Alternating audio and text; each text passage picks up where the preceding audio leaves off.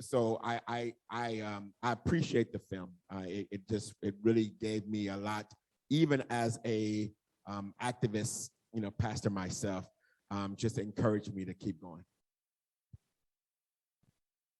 I'll just say a couple quick words. First of all, thank you to Ms. Noreen for hosting this event, and also just for all your participation and support along the way. And also, Pastor, thank you for having us, and just thanks to all of you for being here. It means a lot to me, and I'm kind of representing the whole team who worked on this film. Just in expressing our gratitude for being here tonight, or for having us here tonight. And also just for the way that this community in particular not only supported and participated in the film, but just all the work that has been done by so many leaders in the community to work on this issue. And I think for us, just as filmmakers, as someone who is not from South Central, I live in Washington, D.C., just to be someone who has had the privilege to be able to try to tell this story and try to bring some awareness to this issue, and not just awareness, but try to see if there's some role that we could play as filmmakers, as storytellers. Like, we have a camera, that's our tool or that's our weapon, but to see, is there some way that even with that instrument that it could play a role in the movement to bring more people home? That's been the place that we've been coming from this whole time. But it's always been a question for us then, that given all the complexities around these issues and how intense the feelings are, how intense the pain is, and just how hard the work is, like, is there a way to represent all that so that people could understand it better, so that the more work can get done? And that's always been the angle that we've been trying to come from, and hope that it can, through telling these kinds of stories, it can broaden the movement. So, because there's just so much more work to be done.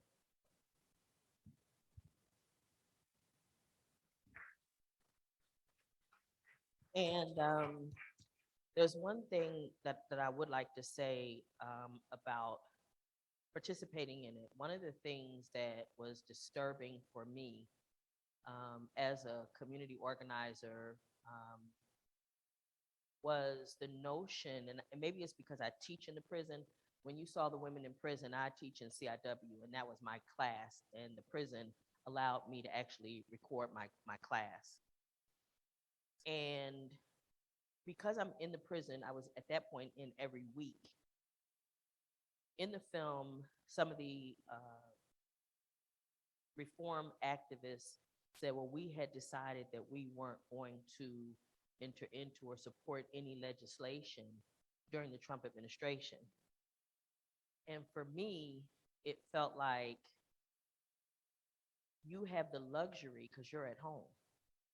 If you're in, as Lewis said, in a 4x9 cell, you wouldn't care if Donald Duck signed the legislation. You want to come home. Having had loved ones incarcerated, every day matters. Our communities have been torn apart by mass incarceration. And I don't feel that we had the luxury to wait. Now, do I think that Donald Trump cares anything about Black people? No. No. Our organization was founded as an environmental organization, and I actually partnered with an oil company, because if our communities are going to be polluted, then I needed people in my community to get careers making money off of the oil industry, and I was able to do that. People in the environmental industry would crucify me for that. But it doesn't matter, because lives are being touched every day.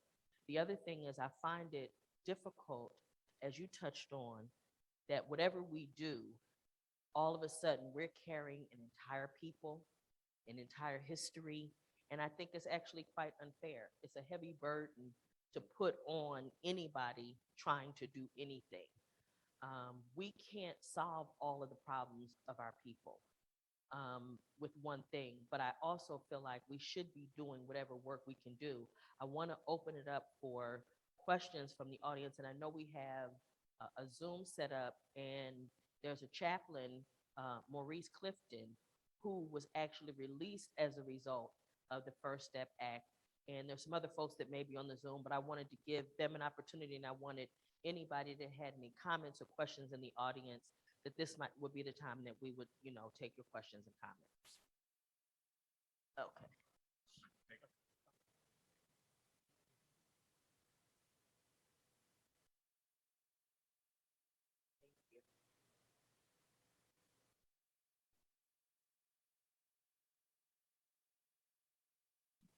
Hello. Hello.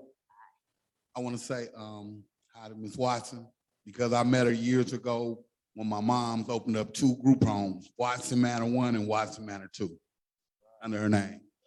I enjoyed the show. I follow band. You know what really got me with the whole movie is how us blacks was not supporting. You know, we got a history of that, the crab syndrome, or whatever you want to call it. You know, we don't have no real leaders, and they've been going through that for years. The man did something. I know 5 people that came home from that. You know, but in other people's eyes, we hurt our own self sometimes. But that's all I had to say, and I know it did work.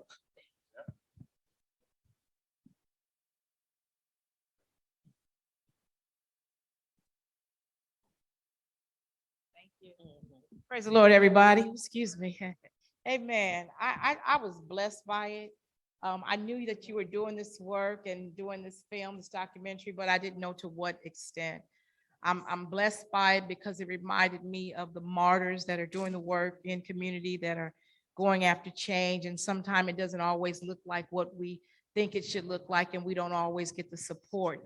But to see Van Jones, someone who, may not have walked in the shoes that some of us have walked, right? Coming from the other side, to see a man with an academia who knew to use the different leverages in the cultures, right? And the favor that he had to go behind the door and go behind the wall. And like the brother said, it was the crab in the barrel mentality, because we didn't do it first, or we didn't do it together, or you know what I'm saying? But we know in organizing, it's one band, one sound. So either you get on the band with me and we walk together, but if you have a different agenda. And so because it was a different agenda, and so I'm honored to be able to see it and to know that even in the work that we do, we can continue to go on, knowing that, guess what? Everybody's not going to go, but keep going. Amen. Amen.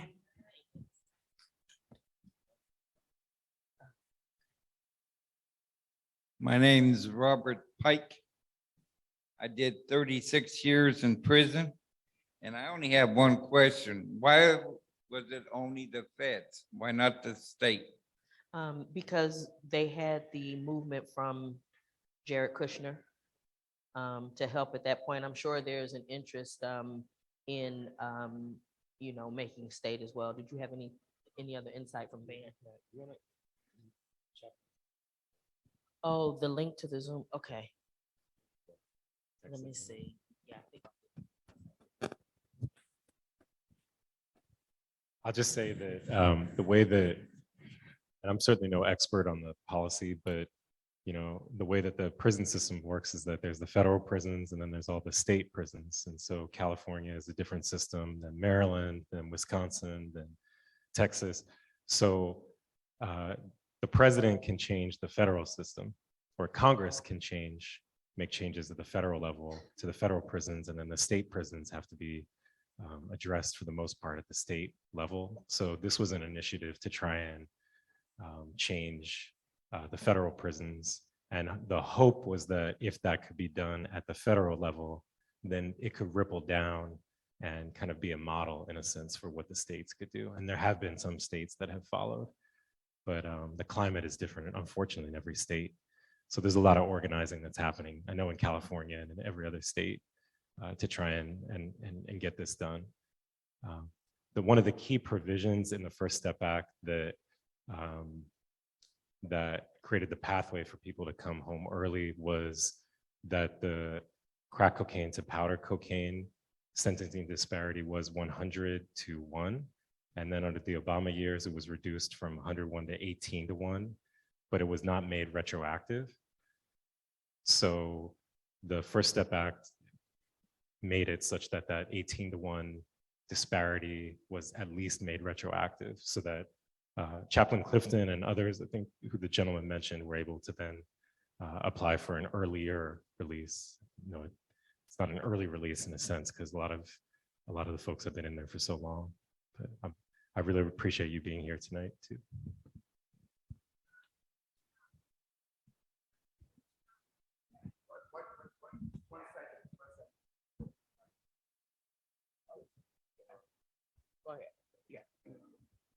An honor to be here. Pastor Ryan Sims from Revelation Church just down the road. So to see South LA represented was awesome, and appreciate everything that was done.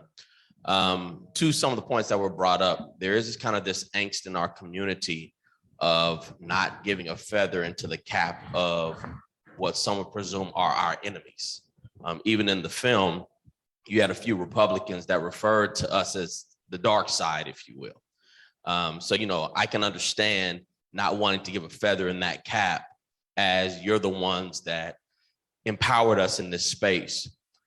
I'm curious to know if behind the scenes, or if there were discussions that happened to kind of talk about how to bridge the two groups in our community together. The ones that are saying by any means necessary, if Donald Duck has to sign it, let's go. And the other ones that say, but we want to make sure that we're not giving feathers and caps of those that are, you know, inherently against us. So I was curious, were there discussions happening among the group where they came up with solutions on this is how we bring these two groups together, so in the future, we don't have in the same community two different sides in media and on the streets kind of coming against each other on a situation that really needs to move forward?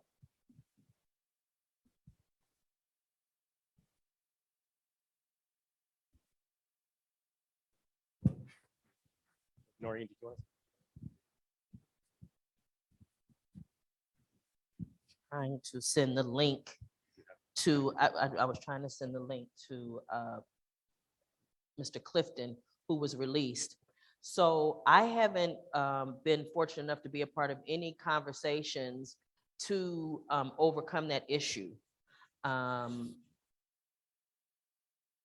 I wish that we would have those conversations. One of the things that disturbs me, as I was mentioning to Pastor, is the notion that everything, we have to be a monolith, and that if I have a conversation with Jared Kushner, that somehow I'm validating him, I'm giving him validation. I think that that's a mistake on our part. Because as Van said, there aren't enough of us, just even in numbers, to move anything forward. No matter how good our organizing is, no matter how passionate we are, no matter how much rah-rah we can have, it's not going to make a difference. It's not going to make a difference because we don't have the numbers. And certainly we can't do it without those people that have the votes. Even civil rights legislation would never have passed if it was just about Black people. And so I, like you, I would love to see us have that conversation and not box each other, and not, as Van said, erase everything he's done in his life for a statement that he made at the CPAC. And he was trying to be cute, and he wasn't. He wasn't funny, he wasn't cute. Okay, and so yeah, you should get your little spanking, but we're gonna erase him? We're gonna erase 20-some years of work in his life because of that? I just don't think, I don't see that as being productive, and I don't see enough of us that we can even afford to erase each other like that. You know, I just don't see it, and I really am hoping we're able to send it to him. Okay, because yes. Yeah, so,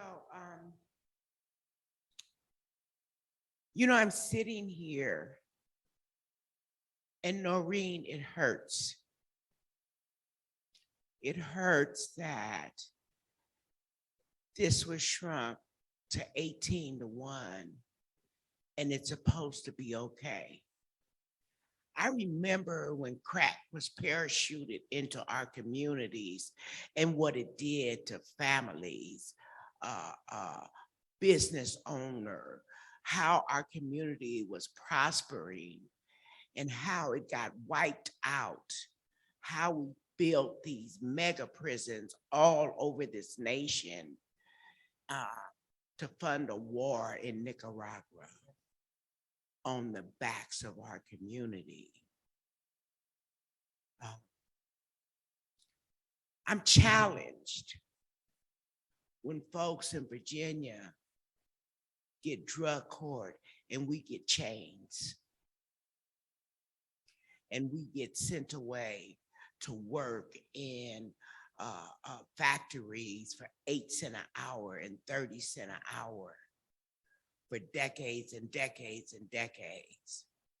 And you would have been even more challenged if you sat in the drug court. So I was asked to go to Virginia and I said no. I'm challenged when, the stuff is parachuted into our community and we get criminalized. And then when the pharmaceutical companies sweep our country, it becomes a health problem. So I'm sitting here and I'm watching everything and it hurts. It hurts like hell. That's so understandable. And at the same time, through the pain, somebody is benefiting, somebody else, somebody's family who was destroyed by them having to go into prison for all of those times. And perfect is often the enemy of the good. And I understand, like you said, I understand both sides of it. I can understand both sides of it, but I think for me, again, because I was in the prison and talking to these women every week and recognizing and hearing their stories and their cries when it's their children's birthdays and Christmas times, and you know what I'm talking about. These are, and you did all of those things. And it's challenging, and I understand your challenge, and yes, we were set upon with crack. Remember the 13th Amendment, the only time they could enslave us was as punishment for a crime. And so everything that we did became criminal. And that's the reason why, like, for example, I'm not a Joe Biden fan. I held my nose and voted for him because I didn't want Trump anymore. Okay. But I remember that he wrote the 1994 crime bill, right? But at the same time, again, for me, it was the lesser of the evils at that time. I still believe that Donald Trump would have taken us by now, we'd be in an autocracy. And they're still trying it even now to this day. So I understand the challenge, and I'm sure that Van understood the challenge. But I'm just a big believer that we got to do something. And again, because I'm watching these women and I'm seeing them away from their children and I'm watching them cry, that if it's a week early, it's better than nothing. Yeah, I think, oh, yes, please. What we have to do is set the goal. What will be this group's goal to try to keep people out or try those that are in to work a way out and so on? I don't hear in this crowd what our goal really is. Maybe you can explain that to us. So for this crowd, this was just a matter of screening the film and letting people see the work that had been done, because I felt like it was worthy to be seen. Okay, what is the goal? Well, for me, and Or I a can't group speak for that's in the everybody, crowd. we would have to have we'd have to have a whole conversation with everybody to determine to get everybody on the same page. Okay, what you need to do, Go ahead. Mhm. I don't want to. okay, what you need to do is to set up a group. And in that group needs to be those who are really involved and can deal with the changes that are necessary. As you know, I've been in the political field most of my life. And, but I'm speaking for a group like this. And I bet if we go around to each person, they're all within the community, but they're all going different directions. So what we have to do is set a goal for an organization. And we bring people in who can do something. And let's decide to work together. That's part of our problem. And not just the Black community, but working across the lines to other. Come together and let's set a goal and let's work on it until it's done. So I would be happy to be part of a group. And you know, I'll volunteer and you know I will too. And let's do it. Okay. I mean, thank you for being here and for all of your work and service and for sharing that, and also just thank you for thank you for all that was shared in the comment prior as well. I mean, I would say that I'll speak from my goals, also just as the filmmaker and coming here and in telling the story and what we're trying to do. We finished the film. The film took 5 years to make. We started working on it in 2017, and then we finished it in 2021. And pretty much since we finished the film, so it's been a little over a year, I've pretty much been living on the road, taking this film to now 27 states. And we've been posting up in churches. We've taken the film behind the walls in a number of prisons, film festivals, colleges. You know, we've done about 50 or 60 screenings. There's a lot more we're trying to do. But the goal for us has been to take this film to as many places as we can, to as many people as we can, to try to get people basically plugged into ways that they can work on changing these laws to bring people home and make sure that people don't go into prison in the first place or have the idea that they should get behind bills or laws or whatever it might be that is sending people to prison in the first place who should not be there. And so my hope is that as much as we can also take the film to, you know, a community like South Los Angeles, we've also been taking the film to Arkansas, Tennessee, Texas, Kentucky, these.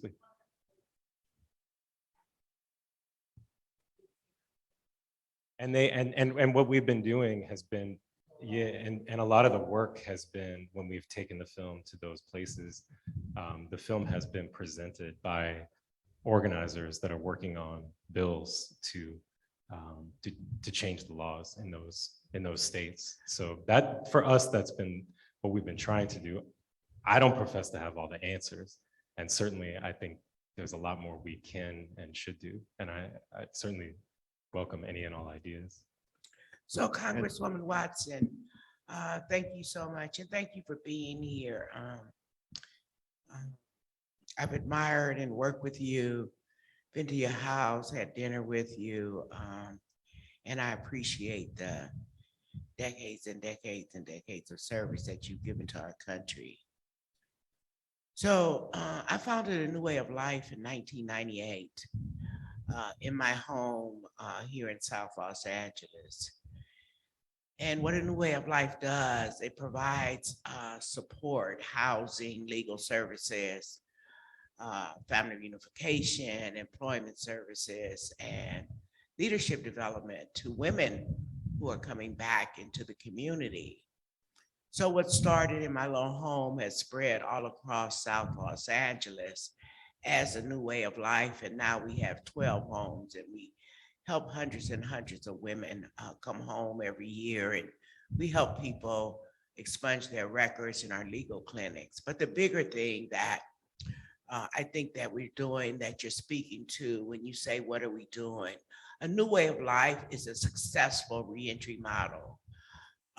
that's led by me, a formerly incarcerated woman, and staffed with other formerly incarcerated people and lawyers and, PhDs and you name it. We have about 60 staff there.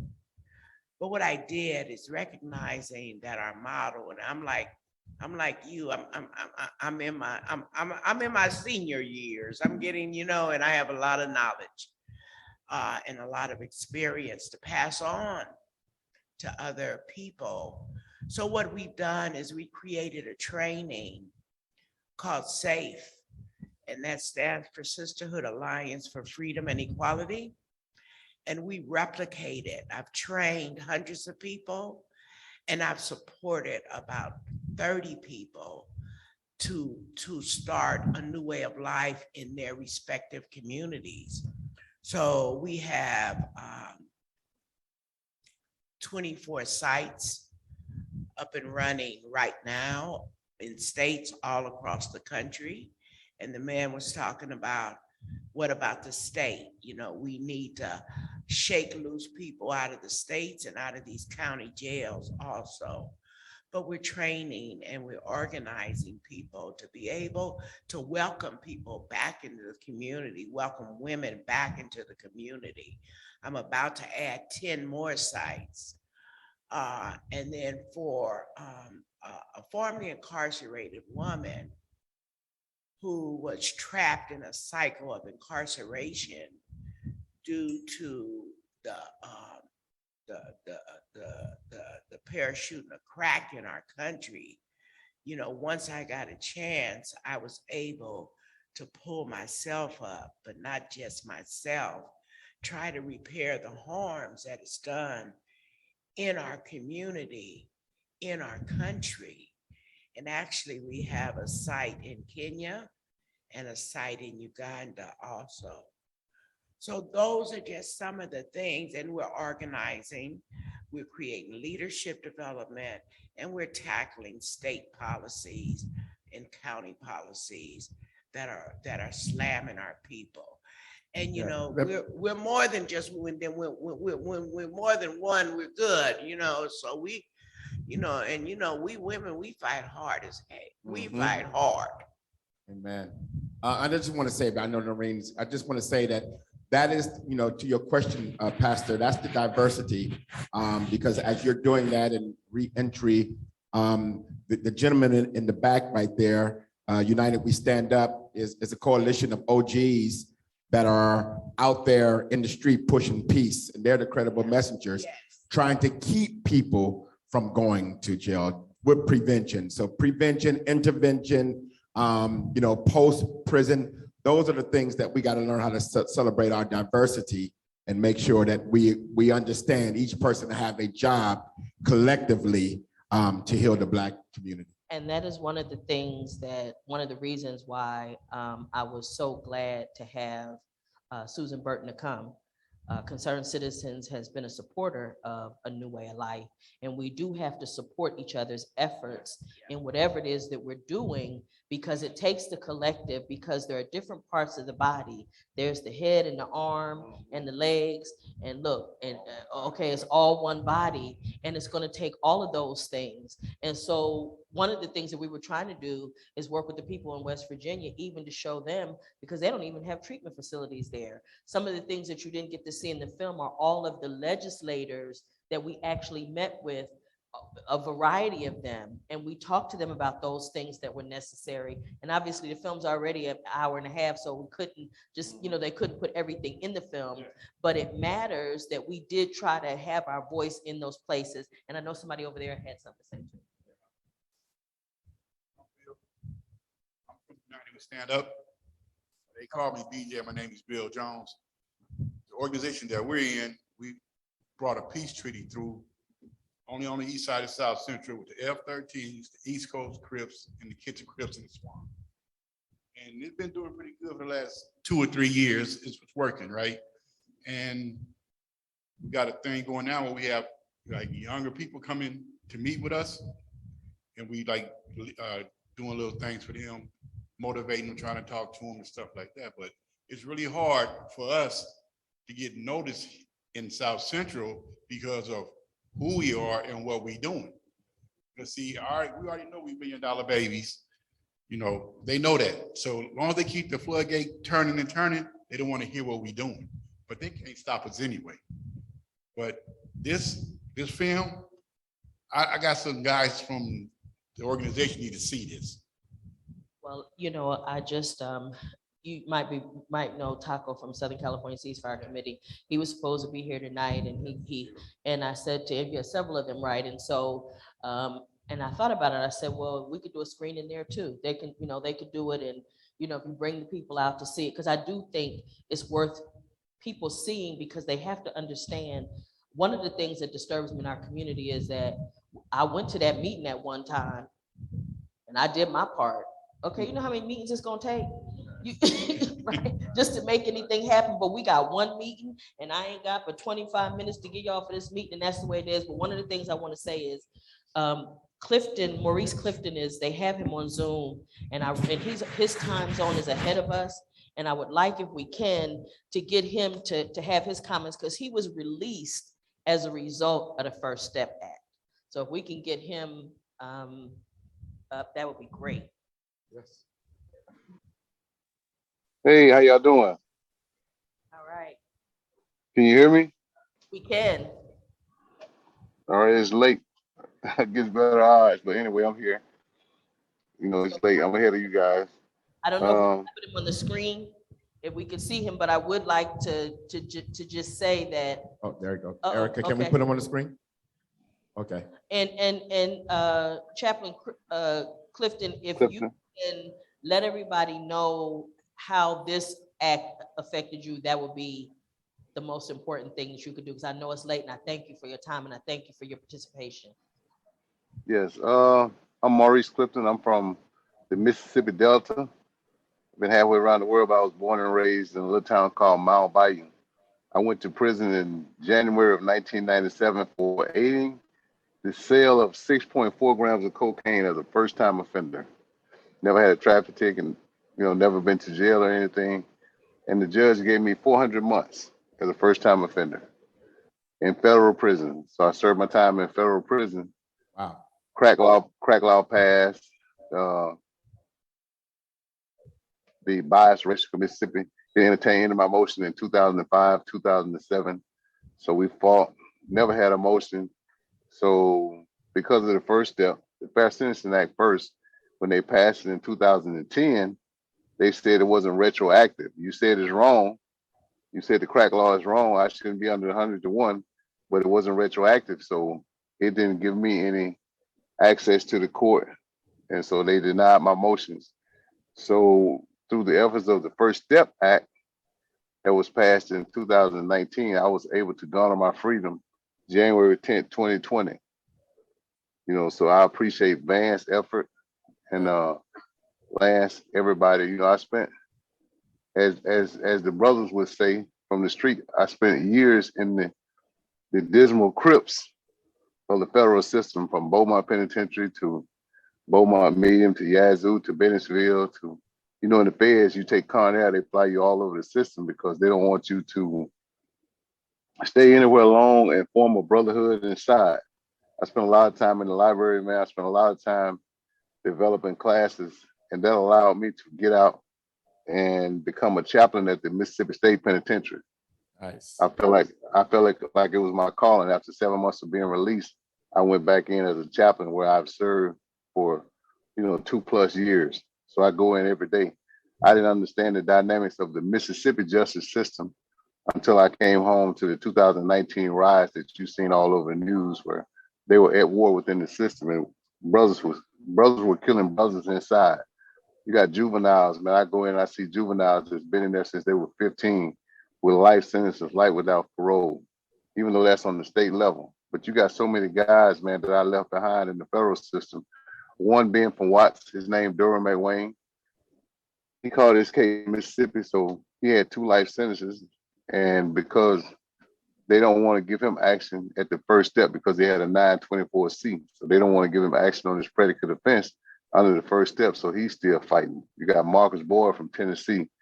You got brothers from Virginia and all over the world who who haven't got action to the first step because the courts are fighting them. They're finding loopholes to keep them in prison because they're leaving it at the discretion of the judge. So me watching the film for the first time with Lance, I got a chance to screen it inside at the Mississippi State Penitentiary. I'm also a reentry coordinator there where I develop programs for guys who are incarcerated. Just me seeing the efforts of Van and how our people turn against him. It doesn't matter who we go to the table with, whether it's Trump, Republican, or whoever. If it's going to free our brothers and sisters, man, from the unjust system that's of the crack, the remnants of the crack law, you know, after Congress has said it was illegal, it's unconstitutional. Why not make it 1-to-1 with the Equal Act? But you still hold, there's several brothers that are still left behind that are still stuck under 100-to-1. You know, they don't talk about them. There's so many of us, man, we got so many wars going on in the street that we don't talk about all the brotherhood that's left behind within the system under the crack law. Like Ms. Noreen said, we didn't bring crack here. And most of the time, somebody who was in jail for crack, he's in there for ghost dough, a scheme that the prosecutor has ran up, calling it irrelevant conduct and holding us in prison for years with life sentences, man. There's still brothers in the prison with life sentences that can't get a break. After they changed with the Fair Sentencing Act, they said the mandatory sentence for crack was 20 years, no matter how much you had. That's the most that you could get, but you still got brothers with a life sentence. You know, they haven't given access because they won't even allow them in the court. So they're playing, the judges are playing gatekeepers, and the prosecutors, you know, are you know, making the scales imbalanced to keep us in prison. So I just want to thank the efforts of Lance and Ms. Noreen and everybody who's here and your efforts on the streets, man, to stop our brothers from killing each other. But there are a lot of our brothers inside who are dying, as they say, illegally in the system due to unjust sentences. They changed to, you know, I'm from Mississippi, man, a lot of lynching. I grew up in the 60s and the 70s, even though you think that the civil rights era ended the oppression in Mississippi, man, it still goes on today. The lynchings and everything, they just don't televise. So, you know, so I'm here, man. I go back in and I try to fight for us, and I still do. I have an organization called SAIL where I advocate for guys who are still in federal prison, you know, where I can help them get out and file motions with James Jones, with the Reinvention Center. So it's a quite a few guys, man, who we have a podcast every Sunday where we talk about different things, how we can help brothers inside who still trapped under the 100-to-1 or even the 18-to-1, you know. But thank you for the opportunity, man. Thank you Good so stuff. much, Yes, sir. Chaplain. Thank you, because as you can see, these are real lives. This is a real person, right? So that's why I don't feel like I have the luxury, like, even though I was certainly not a Trump supporter and felt some type of way about the way he has handled his business. But as I said in the film, I may only get one chance in my lifetime to speak truth to power. And I couldn't even sleep with myself or look myself in the mirror if I didn't at least take it. So I'm going right up in here. Let me holler at you. Come on. Kellyanne, with your lying self, sit on down here and let me tell you what we need to know about this. You know what I'm saying? Because who else is going to tell them? How are they ever going to find out? And like Van said, the people who should go won't go. And the last people who don't need to go, they're the ones running up in there. And then we get what we get, and we had a nerve to be mad about that. So I'm just, you know, Concerned Citizens has been fighting everything we can on behalf of this community since 1985. And I've done everything from, we do reentry work. I've done the horrorcore gang intervention.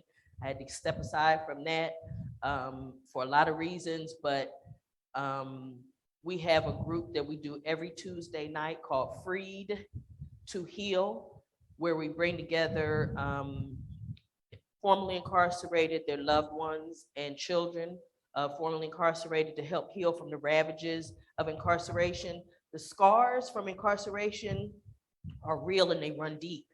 And people coming home, the family members, if you've never been incarcerated, you don't know what they're going through, and you don't understand why they're acting like they're acting and why they're doing the things that they're doing. And there's a reason for it.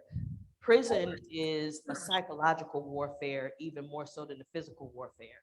And so there's a lot of things that happen, and we as loved ones and people out here may not understand those things, but these are real lives that are at stake.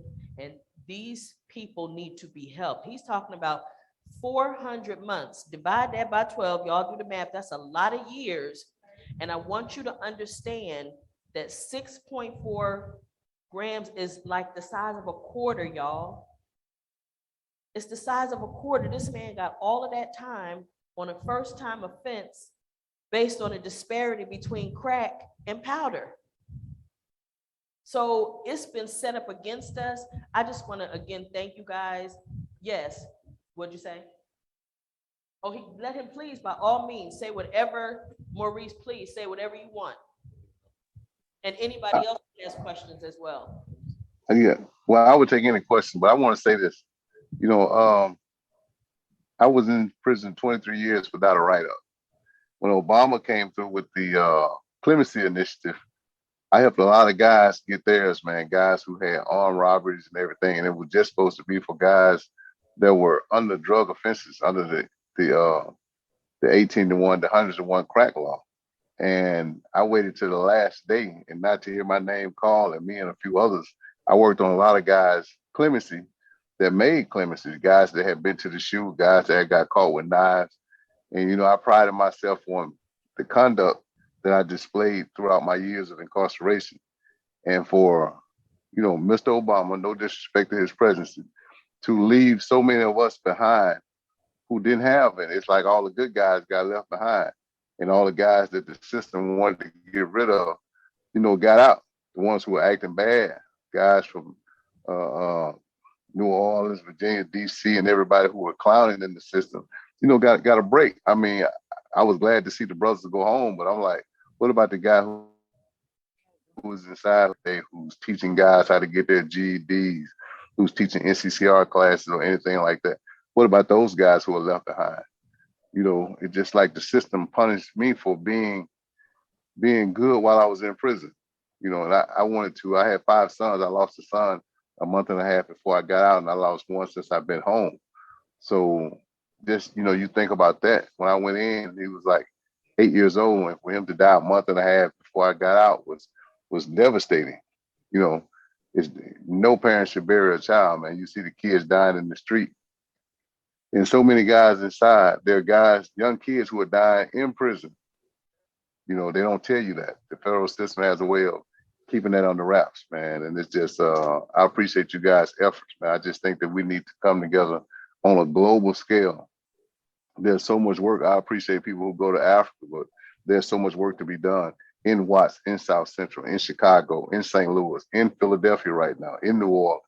We got so much work to do here at home, man, about bringing guys at home. When I got out, man, there was not one organization there to help me with reentry. Had not it been for my family and the efforts of the things that I learned while I was inside, I would have had to revert back to the streets. You know what I mean? Hand-to-hand combat, as we call it. But there was no way that I was going to even allow myself to be caught up in the doors of recidivism. So, you know, I challenge you. A lot of guys don't have that opportunity. A lot of guys don't have that choice because we're failing them when they come home. We're failing them by not rehabilitating them while they're inside, but we're also failing them as a community because everybody only remembers them how they were before they went to prison. You know, so we got to prepare opportunities for guys when they come home. That's the thing, man. We got to get, you know, care packages just to get them past that first 30 days because that's the most crucial time, you know. So I don't know. Thank you guys. You know, that's it for me. Absolutely. One of the things that I want people to realize too is when he talks about him being his behavior in prison, one of the things that I found out is that those people who for example, this gentleman here told you he was in prison for 30-some years. They kept him in prison primarily because he was a plumber and he was an excellent plumber. And at the minute that his back gave out and they could no longer use him as a plumber, they released him. Oftentimes the brilliant, the intelligent, the valuable, they use them as slave labor. And that's what the institution is about. It's not even about punishment as much as it is about economics. And so in California, they have PIA, and that is a it is the Prison Industrial Authority. And what they do is they get people to make computer chips and all kinds of stuff, and they make a lot of money on it. But they're charging, they're not paying people. What was the highest rate for pay? Minimum wage for PIA, but that's for PIA, right? But then the other inmates, it was like, what was it, like 98 cents an hour or something like that? $48 a month is top pay in the state prison. But just imagine, and that's working full time. So when you understand that, you have to recognize that it's about economics. It's always been about, so was slavery, right? So when we get down to it, that's what it was about. I just want to thank you all for coming. Thank you all for taking your time to see the film. If nobody else has anything. We got to give it up for you, Oh, right? We got to give it up for you because, Thank you. I mean, you were in the film, you know what I mean? And you were a big part of that. I mean, Van is going to get that love, but you and the crew, you guys made some tough decisions that you knew that wouldn't be popular in some circles. But that's you. You're going to make the right decision anyway. But we just got to give it up to you as well. So let's give it up for Noreen as well. Yes. Hello. You guys have a good one. Thank you.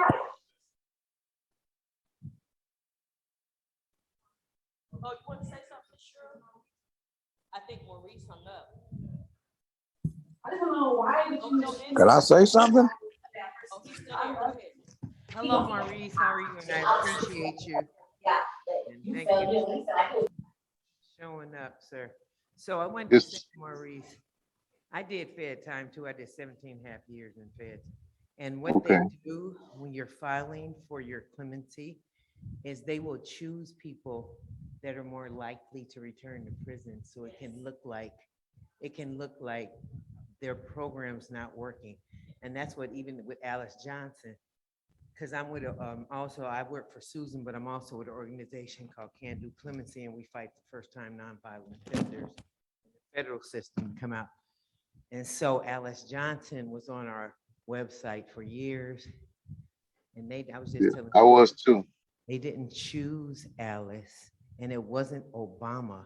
It's the Office of Pardon Attorney that does the applications, and they put the applications in front of the president that they want to go through.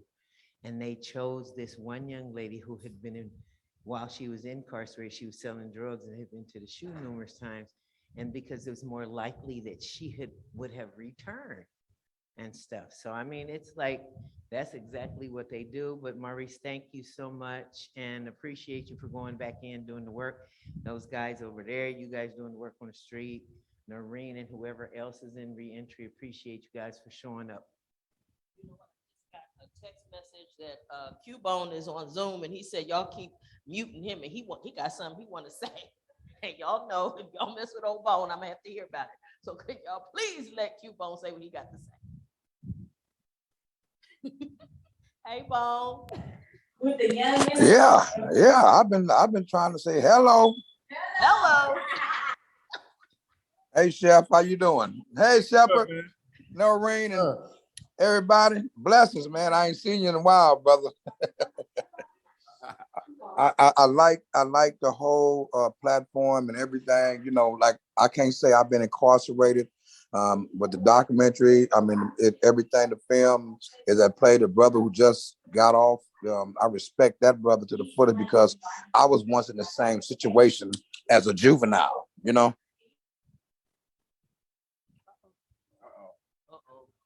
We didn't do that, Bone. We tried. We tried. I want to thank all you guys again. And if he can't come back in the next minute or two, but I just want to say thank you again for everybody for coming. Yeah. Thank you. Okay. Hello. Can y'all hear me? Oh, okay, he's back. Can y'all hear me, Noreen? You there, Bone? Yeah, I'm here now. I hit the wrong button by accident. But you know, the brother who just got off, you know, I respect that brother to the fullest because I was in the same situation he was in, but I didn't do life. I was a juvenile and I went to YA as an adult. I was 19 years old. And You know, I served my time for the manslaughter case I went in for and everything. But they kicked me out of YA and sent me to prison because they said I was too intelligent and too intelligent for their program. Like when they got tired of him being a plumber, they let him go.